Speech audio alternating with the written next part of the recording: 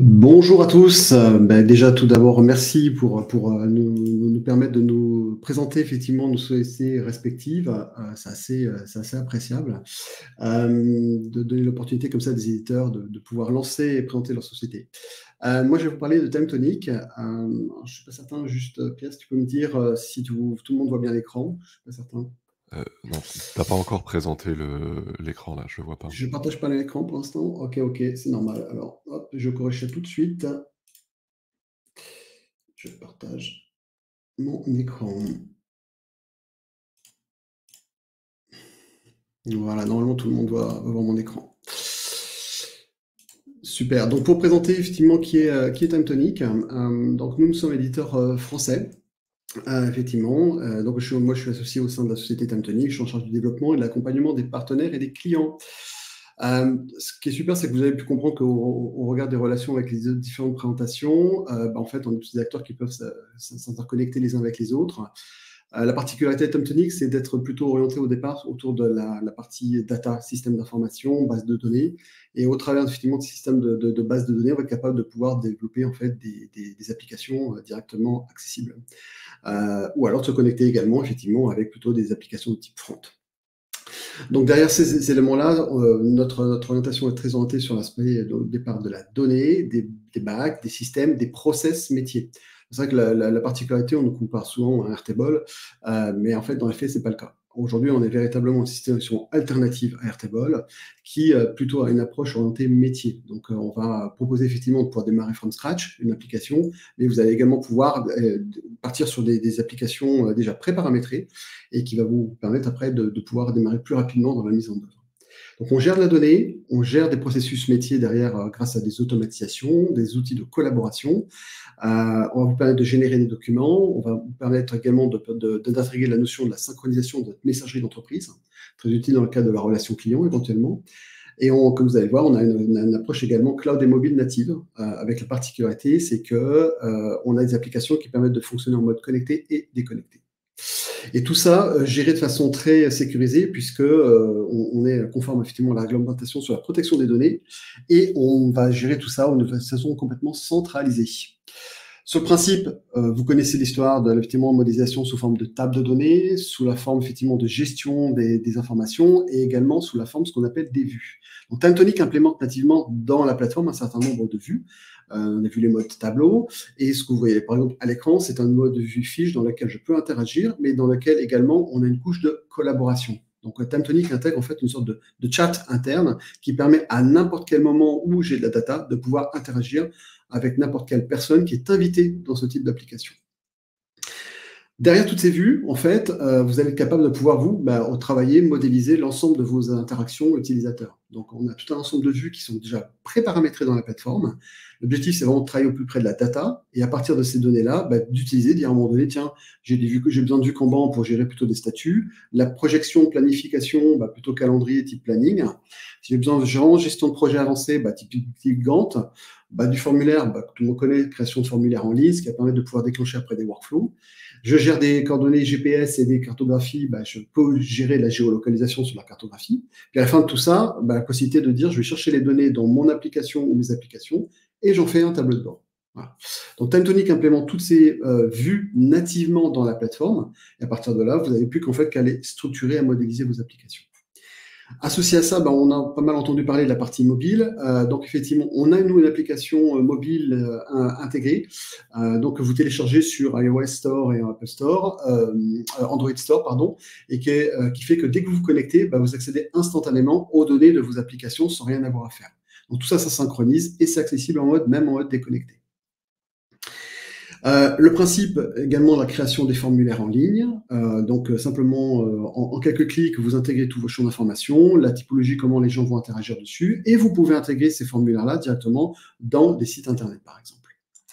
L'interaction avec les différents connecteurs, tout le monde connaît. Effectivement, on est connecté avec un certain nombre de passerelles. Historiquement parlant, Zapier. On est capable également de se connecter avec Make, même si le connecteur n'est pas encore délivré, mais c'est fonctionnel. Et bien évidemment, on a notre propre API qui, effectivement, permet de se connecter avec tous les autres confrères du marché. Sur le principe, on permet également la génération de documents. Un simple document Word, Excel, ça vous permet de pouvoir créer, préparer vos templates. Vous faites appel à ces documents quand vous en avez besoin. Un appui de bouton, je génère mon document et je le sors en PDF pour le stocker dans mon application ou pourquoi pas l'envoyer directement par mail.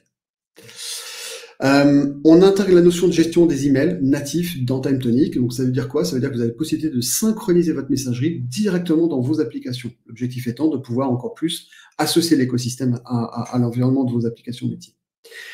Comme je le répète, finalement, TimeTonic très orienté autour des métiers. Donc aujourd'hui, on peut le retrouver dans tout un ensemble d'usages en fait et de mise en situation. C'est que vous pouvez très bien utiliser TimeTonic pour répondre à un besoin spécifique, comme vous pouvez utiliser TimeTonic pour tout un ensemble de besoins et pourquoi pas en créer votre RP métier. Côté sécurité, hébergement en France, notamment sur les différents data centers.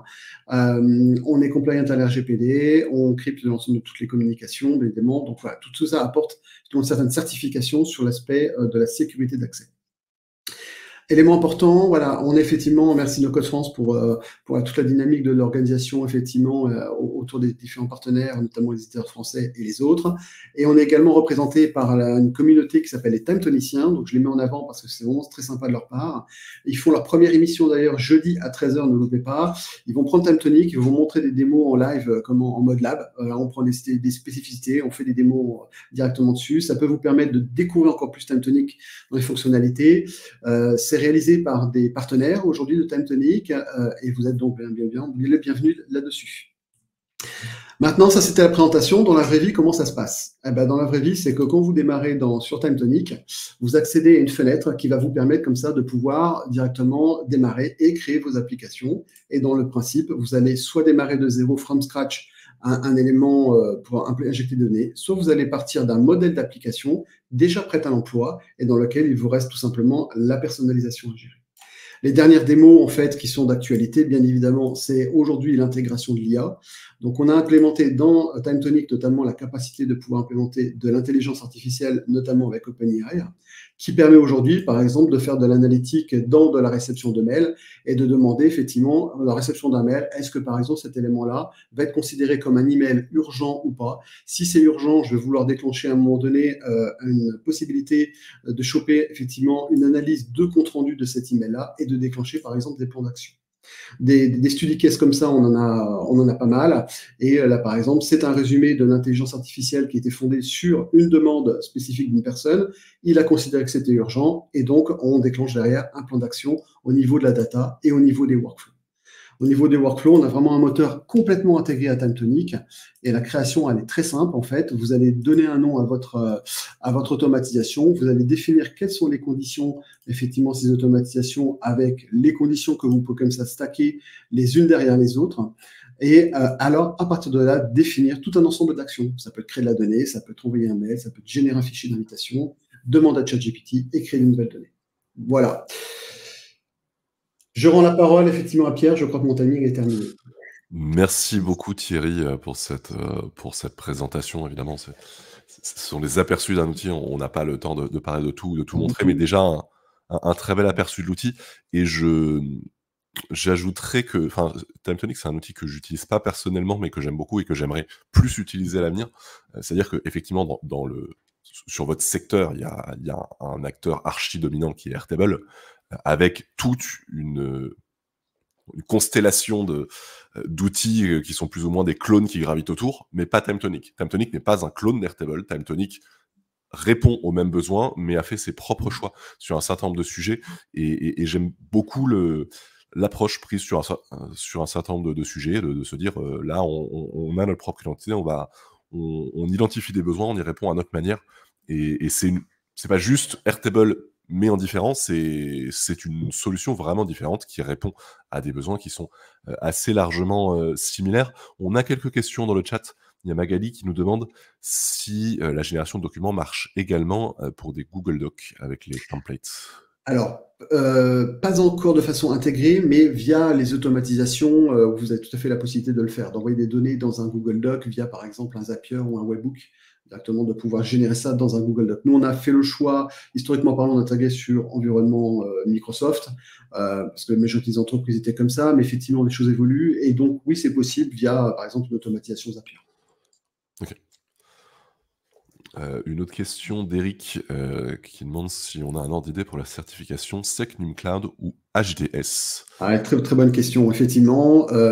Pour donner quelques infos, oui, on est dessus. Il faut savoir que 2024 sera une année importante pour Timetonic, notamment dans cette aujourd'hui, on va dire, internationalisation de ces infrastructures. Et la partie SecNum Cloud est une des priorités, effectivement, pour Timetonic.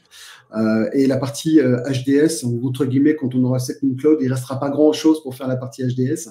Mais étant donné qu'on a appris aujourd'hui de beaux marchés, notamment dans le domaine de la santé, avec les hôpitaux de Paris, aujourd'hui, on va être de plus en plus impliqué dans cette notion, effectivement, de peut-être d'hébergement de données sensibles liées à la santé, en l'occurrence. Donc, oui, ça fait partie de la roadmap des éléments Timetonic. Je rappelle que HDS veut dire, si je ne m'abuse, hébergement de données de santé. Et il y aura cette semaine également un live sur le sujet. C'est demain mercredi à 19h. Donc animé par Yannick, justement sur le sujet de no-code et santé. Voilà, comment le no-code peut, ou parfois ne peut pas, répondre aux besoins très spécifiques de ce secteur un peu particulier, notamment à cause des lois qui entourent qui encadrent la gestion des données. Une question également de FX qui demande s'il y a une gestion d'authentification dans Timetonic, puisqu'on a vu par exemple WeWeb qui utilise l'authentification d'outils tiers pour sa gestion des utilisateurs. Est-ce que Timetonic sait faire ce genre de choses? Alors, Timetonic intègre son propre système d'authentification, évidemment, et d'authentification de base à double facteur, et également capable de pouvoir s'interconnecter sur le SSO client des organisations. Donc, ça veut dire quoi? Ça veut dire la capacité de pouvoir s'authentifier derrière les passerelles d'authentification d'autres solutions métiers, en fait. Donc, effectivement. Ouais. Okay. C'est très souvent le cas quand on est dans certaines organisations un peu particulières sur ces éléments-là. Ouais. Ça marche. Et aujourd'hui, qui sont les clients de Timetonic? Est-ce que c'est plutôt des grandes entreprises, PME, TPE? C'est la règle du marché. C'est vrai qu'au lancement de Timetonic, on s'imaginait en France qu'on avait plus de PME, aujourd'hui grands comptes. Dans les faits, c'est les premiers, c'est les grands comptes qui sont venus nous voir. Pour autant, aujourd'hui, on a une certaine, je dirais, un certain équilibre aujourd'hui. C'est vrai que l'avantage, c'est que sur les PME, les ETI en France, elles ont toutes besoin aujourd'hui de se digitaliser. Donc, ça permet d'aller vite sur des transformations digitales. Et grâce à nos partenaires, ça permet de se développer rapidement. Sur les grands comptes, il y a aussi une demande très forte. C'est plutôt au départ venir compléter des manquements opérationnels. On ne vient pas chambouler une organisation d'un système d'information, on vient compléter. Et puis, par la force des choses, on se rend compte qu'on peut aller plus loin. Tiens, le no-code, au final, ça va permettre de pouvoir vraiment se digitaliser et d'avancer. Donc, on a vraiment une règle des métiers, effectivement, où cette année, on est rentré à la région de l'Occitanie, au hôpital de Paris. Donc, ça démontre effectivement qu'il y a un intérêt de ces grandes organisations également d'aller de plus en plus vers le no-code. Ok, donc une autre différence majeure avec Airtable et finalement la plupart des outils no-code qui commencent par les makers, qui bidouillent des choses dans leur coin et veulent au bout d'un moment partir à la conquête du monde de l'enterprise, comme on appelle ça. Aucun rapport avec Star Trek. Et Timetonic, c'est plutôt le chemin inverse où vous avez commencé donc à faire une solution qui répond aux besoins des grands comptes et qui en fait que des makers se sont appropriés finalement au fur et à mesure, les Timetoniciens dont tu parlais, qui sont une communauté de passionnés qui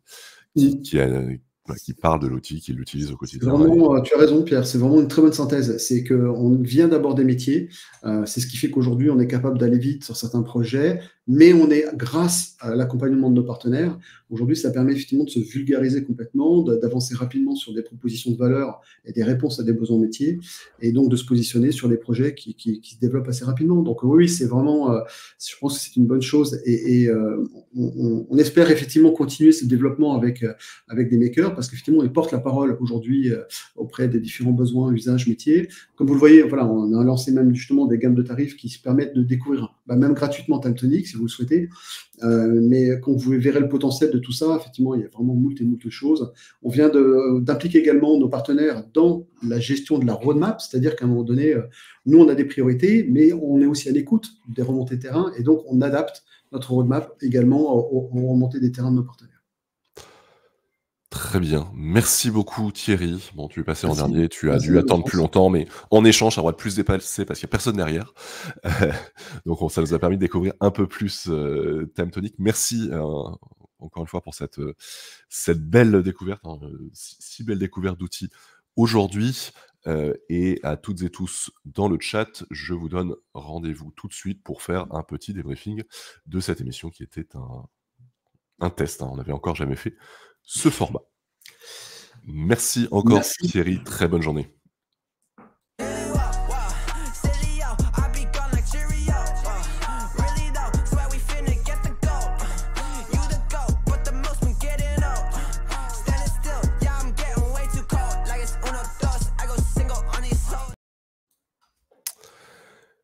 Bon, on se retrouve ensemble, hein, juste 5-10 minutes pour échanger. Moi, ça m'intéressait de savoir ce que vous aviez pensé du format, donc pour replacer dans le contexte, les présentations d'outils sur le Twitch No Code France, ça se faisait il y a 1 ou 2 ans. C'est notre cher Xavier qui était la plupart du temps à la manœuvre sur des formats longs.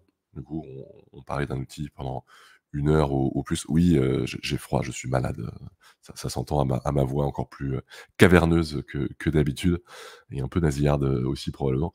Mais voilà, donc Xavier faisait ces formats longs de